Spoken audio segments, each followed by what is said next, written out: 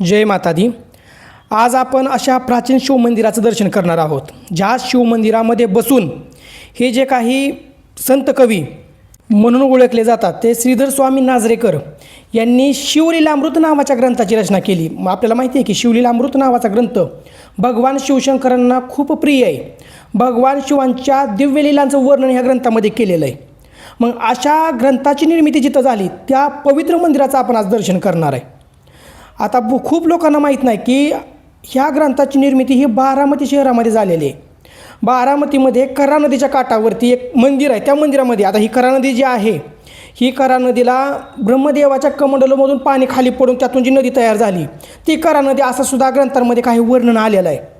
मग अशा ह्या पवित्र नदीच्या काठावरती हे शिवमंदिर आहे, त्याला काशी विश्वेश्वर शिवमंदिर म्हणून सुद्धा ओळखलं जातं आणि खूप पुरातन शिवमंदिर आहे। जवळजवळ हेमाडपंथीय बांधकाम आहे असं सांगितलं जातं या मंदिराचं। आणि आपल्याला माहिती आहे की प्रत्येक शिवशंकरांच्या मंदिरापुढं किंवा शिवांच्या शिवलिंगापुढं नंदी महाराजांचं वास्तव्य असतं। तसंच या मंदिरामध्ये सुद्धा खूप जुनी खूप प्राचीन अशी जी काही नंदी महाराज आहेत त्यांची मूर्ती स्थापन केलेली आहे। आणि आतले ज्यावेळेस तुम्ही त्याचा अख्खा भाग बघता या मंदिराचा खूप प्राचीन म्हणजे हेमाडपंथी यांच्यासुद्धा अगोदरचा। आता विचार करा, या ग्रंथाची रचना 1718 लिहून पूर्ण झाला आहे हा ग्रंथ आणि त्याच्या अगोदरपासून हे मंदिर आहे। म्हणजे हे किती भव्य दिव्य आणि किती प्राचीन मंदिर असेल हे। ज्यावेळेस आपण ह्या मंदिराच्या आतमध्ये प्रवेश करतो त्यावेळेस आतमध्ये 4 खांब आहेत। ह्या 4 खांबांमधील हा जो पहिला खांब आहे हा खांब, ह्या खांबाच्या जवळ बसून श्रीधर स्वामींनी ह्या मंदिराची ह्या ग्रंथाची रचना केली असं सांगितलं जातं। ह्याच खांबाला ते चिटकून बसले होते आणि इथं बसून त्यांनी हा जो शिवलीलामृत नावाचा ग्रंथ आहे असं हा ग्रंथ पूर्ण केलेला आहे। जवळजवळ आतमध्ये 4 खांब आहेत आणि ह्या खांबांवरती सुद्धा खूप अशी डिझाईन खूप नाजूक पद्धतीने डिझाईन केलेली आहे। आणि ह्या डिझाईनमध्ये देवदेवतांची वेगवेगळ्या योगिनींचं त्याचबरोबर जे काही गण आहेत भगवान शिवशंकरांचे त्यांची रचना केलेली आहे आणि खूप वैशिष्ट्य पद्धतीने रचना केलेली आहे। ह्याच मंदिरामध्ये भगवान शिवशंकरांचं जे परिवार आहे या परिवारांच्या जे सदस्य आहेत त्याच्यामध्ये आता हे गणपती असतील, ह्या गणपतींची सुद्धा मूर्ती आहे आतमध्ये। आता थोडी भग्न अवस्थेमध्ये आहे, खूप जुन्या काळ असल्यामुळं ह्यांची जी काही ठेवण आहे ती खूप भग्न अवस्थेमध्ये झालेली आहे। त्याचबरोबर गणपतीबरोबरच पुढं गेलं तुम्ही की नाग जे भगवान शिवशंकरांच्या गळ्यामध्ये आहेत त्या नागांची खूप सुंदर अशी तिथं शिळा आहे।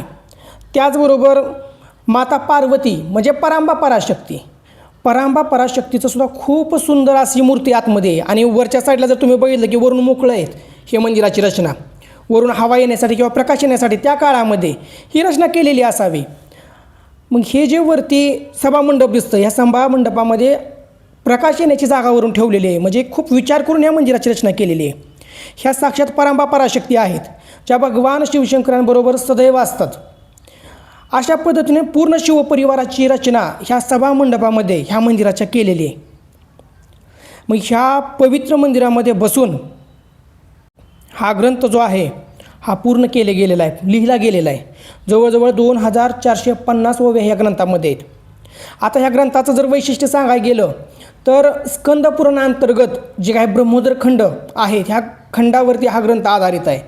त्यातून ह्या ग्रंथाचे जे काही ओव्या आहेत ह्या आपले श्रीधर स्वामी नाझरेकर आहेत त्यांनी घेतलेले आहेत। त्या काळामध्ये हा ग्रंथ पूर्णतः संस्कृतमध्ये आणि जे काही आपली लोक आहेत महाराष्ट्रीयन लोक असू द्यात किंवा त्या काळामध्ये शिक्षण व्यवस्थित झालेलं नसायचं तर लोकांना हा ग्रंथ किंवा भगवान शिवांचं जे काही लीला आहेत त्याचं वाचन करणं त्याचा अभ्यास करणं हे अवघड जायचं।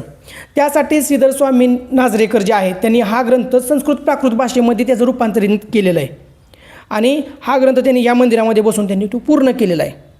अशा ह्या भगवान शिवशंकरांचं दिव्य जे काही शिवलिंग आहे त्या शिवलिंगाचं सुद्धा आपण दर्शन करू शकतो। ज्यावेळेस ह्या मंदिरामध्ये ह्या शिवलिंगाच्या गर्भगृहामध्ये आपण ज्यावेळेस जातो त्यावेळेस इतक्या पॉझिटिव्ह एनर्जीज त्या ठिकाणी जाणवतात। खूप अशी जे सात्विक लहरी आहेत ह्या सात्विक लहरी साधकाला आपोआपच जाणवतात। असं हे भगवान शिवशंकरांचं पवित्र शिवलिंग, त्या शिवलिंगाची दररोज इथं पूजा केली जाते। दररोज सकाळी संध्याकाळी ह्या ठिकाणी त्यांचा जलाभिषेक असू द्या दुग्धाभिषेक असू द्यात अशा पद्धतीने ह्या मंदिराची पूजा केली जाते किंवा ह्या शिवलिंगाची पूजा केली जाते। आणि लोकांना माहीत नाही त्यातल्या त्यात की बाबा ह्याच मंदिरामध्ये बसून हा ग्रंथ पूर्ण केले गेलेला आहे। आता श्रीधर स्वामींविषयी जर सांगायला गेलं तर श्रीधर स्वामींचा जन्मसुद्धा पंढरपूर जे आहे आत्ताचं त्याजवळ नाझरी नावाचं जे गाव आहे त्या गावामध्ये झालेलं आहे. त्यांनी ह्या शिवलीलामृताबरोबर हरिविजय नावाचा ग्रंथ असेल, रामविजय नावाचा ग्रंथ असेल, पांडव प्रताप नावाचा ग्रंथ असेल, अशा अनेक ग्रंथाची रचना केलेली आहे. त्याच्यामध्येच हा शिवलीलामृत नावाच्या ग्रंथाची सुद्धा त्यांनी रचना केलेली आहे. आणि ह्या दिव्य शिवलिंगाचं आपण आत्ता दर्शन करतोय ह्या श्रावण महिन्यामध्ये. खूप ऊर्जा या शिवलिंगातून बाहेर पडत असते. साधकाला त्याची लगेचच जाणीव होते. नुसतं आतमध्ये पाऊल जरी टाकलं त्या मंदिरामध्ये किंवा ह्या गर्भगृहामध्ये तरी भगवान शिवशंकरांचे जे काही तत्त्व आहेत त्या तत्त्वांची जाणीव आपोआपच कुंडलिनीवरती आघात करत असते. खूप सात्विक लहरी तिथं साधकाला जाणवायला भेटतात. आणि जे कोणी भगवान शिवशंकरांची उपासना करतं तिथं फक्त त्यांच्या शिवलिंगापुढं बसलं तरी एक ध्यान अवस्थेमध्ये जाण्याची क्रिया सुरू होती. इतकी ऊर्जा ह्या शिवलिंगामध्ये आहे भगवान शिवशंकरांच्या. आता जवळजवळ 14 अध्यायांचा हा ग्रंथ आहे शिवलीलामृत ग्रंथ. आणि त्यानंतर 15वा अध्याय नंतर जोडला गेला आहे. म्हणजे संपूर्ण 15 अध्यायाचा हा ग्रंथ आहे शिवलीलामृत ग्रंथ. आणि ह्या 15 अध्यायी शिवलीलामृत ग्रंथाचा जो कोणी आपल्या घरामध्ये बसून पाठ, त्याचं साधना, त्याचं अनुष्ठान करतो त्याला भगवान शिवशंकरांच्या दिव्य अनुभूती प्राप्त व्हायला लागतात. हे खूप जणांचे अनुभव आहेत. आणि मुळामध्ये हा ग्रंथ विशेषतः अशी जागृत करण्याची सुद्धा गरज नाही, कारण की हा पूर्णतः जागृत अवस्थेमध्येच आहे.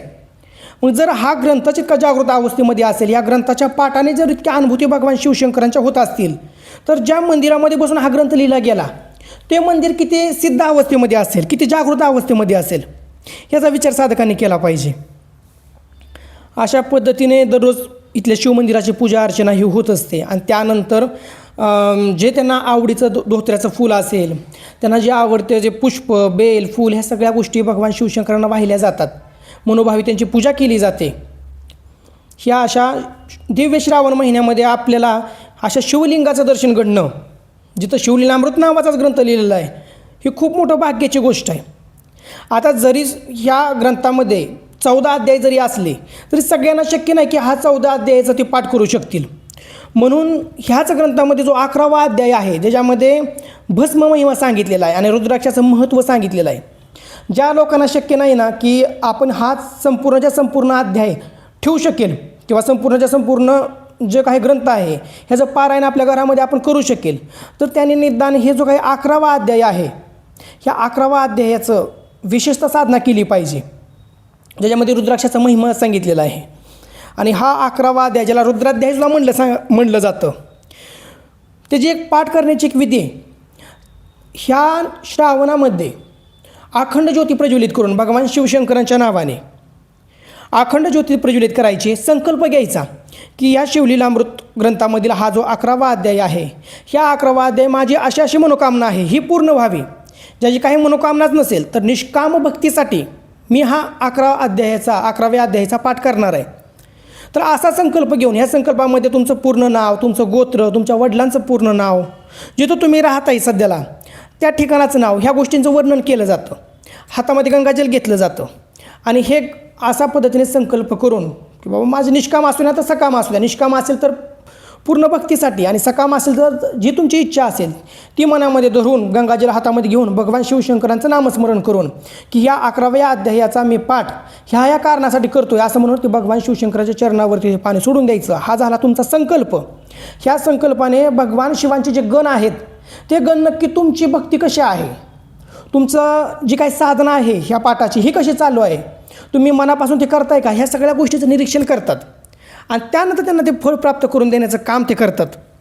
मग अशा पद्धतीने हा जर संपूर्णच ग्रंथ तुम्हाला ठेवता येत नसेल या श्रावणामध्ये तर निदान 11व्या अध्यायाचं पाठ किंवा 11व्या अध्यायाची साधना म्हणू शकतो आपण आपल्या घरामध्ये केली पाहिजे. ह्यामुळे घरामध्ये खूप सात्विक लहरी भगवान शिवशंकरांच्या व्हायला सुरुवात होतात.